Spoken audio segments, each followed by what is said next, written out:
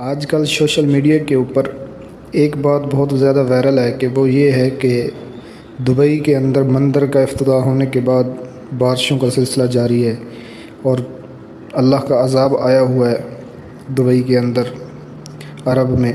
تو یہ کچھ اینکر ایسے ہیں جو عوام سے ان کی رائے لے رہے ہیں کہ یہ اللہ کا عذاب کیوں آیا ہے، حالانکہ مندر بنانا یا عبادت گاہ بنانا کوئی گناہ تو نہیں ہے۔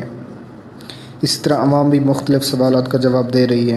تو میں نے کہا کہ میں بھی اس کا کچھ اینکر کو، جن کو خود کو نہیں پتہ کہ اسلام کیا چیز ہے، وہ عوام کو ایسے گمراہ کرنے کی کوشش میں لگی ہوئی ہیں اور مندر کی حمایت زیادہ کر رہی ہیں، ان کے لیے ایک چھوٹا سا پیغام ہے کہ عرب کی سرزمین اور پاکستان کی سرزمین اور دنیا کی باقی سرزمین، ان میں فرق ہے۔ عرب کی سرزمین کو اللہ نے چنا ہوا ہے اور وہ انبیاء کرام کی سرزمین ہے۔ وہاں اللہ نے انبیاء کرام کو بھیجا ہے، اسی لیے بھیجا ہے کہ وہ بتوں کو جا کر توڑیں۔ اس لیے انبیاء کرام کو اللہ نے عرب کی سرزمین پر زیادہ بھیجا کہ وہ کفر کو مٹائیں، اسلام غالب کریں۔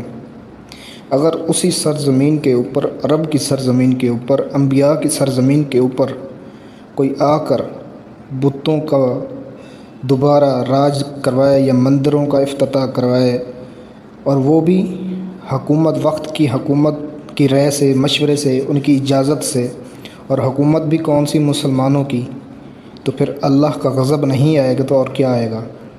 اگر یہ بات سمجھ میں آتی کہ مسلمانوں کی طاقت کمزور ہے، غیر مسلم کفر مسلمانوں پہ غالب ہے، اس لیے انہوں نے مندر کا افتتاح کر دیا، مندر بنا دیا، بتوں کا راج دوبارہ لا رہے ہیں۔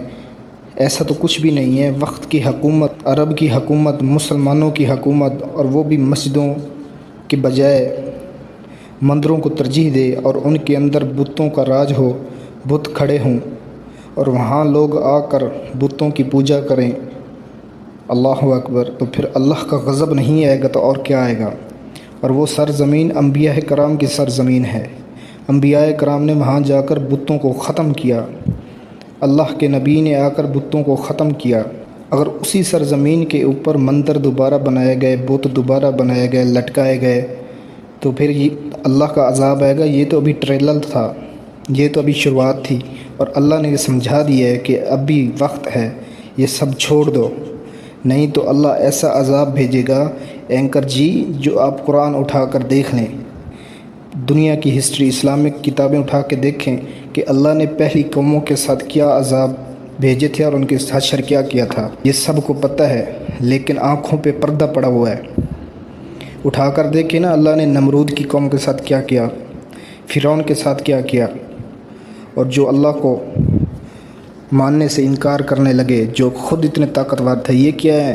یہ تو ایک ہوا کے جھولے سے ختم ہو جائیں، لیکن پہلے وقت کے لوگ بڑے طاقتور تھے، لیکن اللہ نے ایسی ان کو عبرت کا نشان بنایا کہ وہ قیامت تک یاد رکھے جائیں گے۔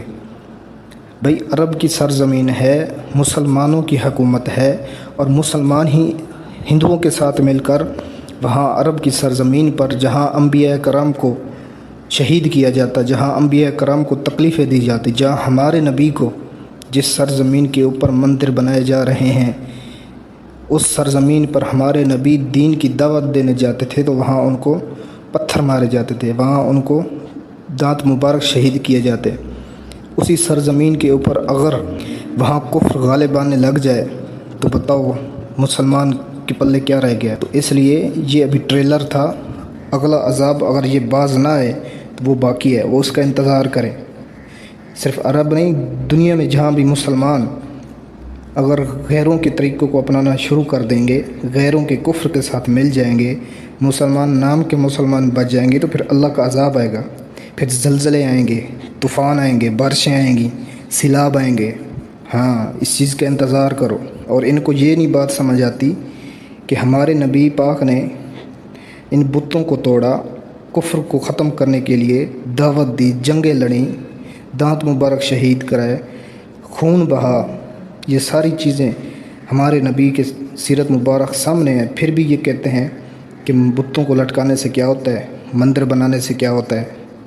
تم پاکستان کے جو عوام ہے یا پاکستان کے جو اینکرز ہیں جو مندر کی حمایت کر رہے ہیں، ان سے میرا سوال ہے کہ تم امام مسجد کو، جو پاکستان کے اندر مساجد ہیں، جو امام ہیں، جو 5 وقت نماز پڑھاتے ہیں، تمہارا ان کے ساتھ کیا رویہ؟ ان کو کتنا تم ان کا خرچ دیتے ہو یا ان کی ہیلپ کرتے ہو؟ کتنی کرتے ہو؟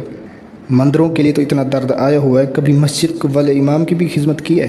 نہیں، اللہ توفیق ہی نہیں دے گا۔ دوسرا اہم کہ جو اینکر صاحبان ایسے سوالات کرتے ہیں دینی، تو کم از کم پہلے اسلام کے بارے میں جان لیں کہ اسلام ہے کیا چیز، اسلام کے اندر کیا ہے کیا نہیں ہے، اللہ ہم سے کیا مطالبہ کر رہا ہے، اللہ کے نبی نے ہمیں کیا بتایا ہے، کیا سکھایا ہے۔ یہ چیزیں سیکھ کر اگلے مسلمان پر سوال کیا کرو، نہ کہ اگلے کو گمراہ کرو۔ کئی بیچارے سیدھے سادے لوگ ہوتے ہیں، ان کو نہیں پتہ ہوتا۔ کسی دیندار طبقے سے نا بحث کرو، ان کو بتاؤ، تو پھر وہ آپ کو جواب دیں گے کہ آپ کے رونگٹے بھی کھڑے ہو جائیں گے۔ کم عقلوں اتنے نہیں پتہ کہ حضرت ابراہیم علیہ السلام نے بتوں کو کیوں توڑا تھا، کہ حضرت ابراہیم علیہ السلام نے بتوں کے ٹکڑے کیوں کیے تھے۔ اس سوال کا جواب ہے آپ کے پاس؟ ان کو آزادی نہیں تھی اس وقت ان بتوں کی؟ وہ اپنی عبادت خانے نہیں بنا سکتے تھے؟ صحابہ نے جنگیں کیوں لڑی تھیں؟ کیا اللہ کے نبی نعوذ باللہ یا صحابہ نعوذ باللہ ان کو نہیں پتہ تھا کہ عبادت خانے ہر کسی کے اپنے ہوتے ہیں؟ انہوں نے کفر کو کیوں مٹایا؟ حضرت عمر رضی اللہ تعالیٰ عنہ نے کفر کے خلاف جنگیں کیوں لڑیں؟ کیوں کفر کے علاقوں کو فتح کیا؟ ہے اس سوال کا جواب؟